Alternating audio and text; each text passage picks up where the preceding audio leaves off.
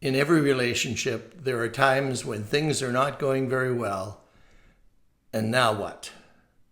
Does it escalate? Is it settled? Or is it ignored? Hi, my name is James Heidema. Today we're going to talk about relationships and how the gap analysis can help. I know some of you may be thinking that, oh my God, I'm not going to try some funny technique on my partner when I'm in the middle of a fight with them. Well, you obviously are using some sort of technique when the train goes off the rails and the relationship is damaged a bit and things are being said. So is that technique working for you? Maybe not. So I'm going to suggest to you that you look at those times very scientifically, if you would, or systematically, and consider applying the gap analysis. The gap analysis is an easy tool that looks at where you are today and where you'd like to be and what is the actual gap. So as a husband of over 50 years of marriage, yes, 50 years of marriage, there are times when the relationship is damaged because something happens, something's said, and how you respond to those situations really determines how smooth it is after that. And so what I find is the gap analysis is an easy way. So in the middle of when the argument's going on is to stop a moment and say, what happened here? What caused this? Was something was said, something was done? Let's talk about that and how we feel about it and what we think about it. I know men have difficulty with feelings. That's utter nonsense. We feel as much as anybody else. We may have some difficulty expressing ourselves, but in reality, we feel as much as anyone else does. So once we understand what the current situation is, what's the desired situation? What should it look like when we find ourselves in these circumstances? How should we behave, and what would the result of that behavior look like?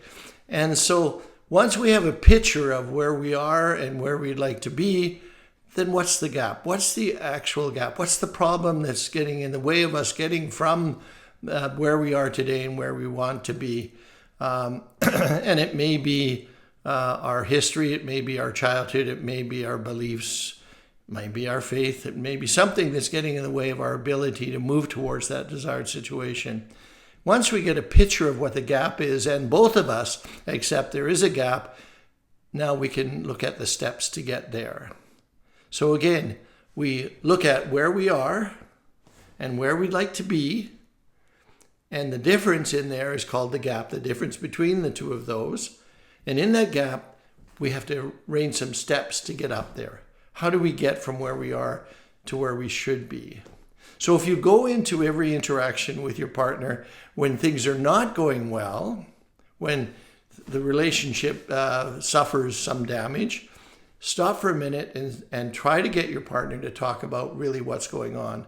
Be prepared to listen to them, be prepared to welcome whatever they may say to you without taking it too far internally. It's going to have an effect on us when they say things like you always and you shouldn't and all of that.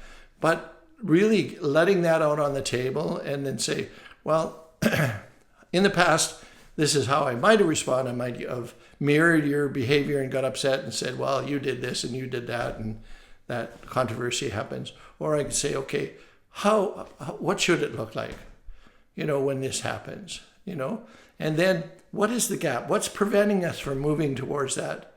We get into an argument and it becomes prolonged, and, sometimes you don't sleep because you're so upset. Sometimes you don't talk, Is that the right methodology? Is that the right way to solve the problem? Probably not. And that's because we're not looking at the problem objectively. And that's hard subjectively when you're in the middle of it.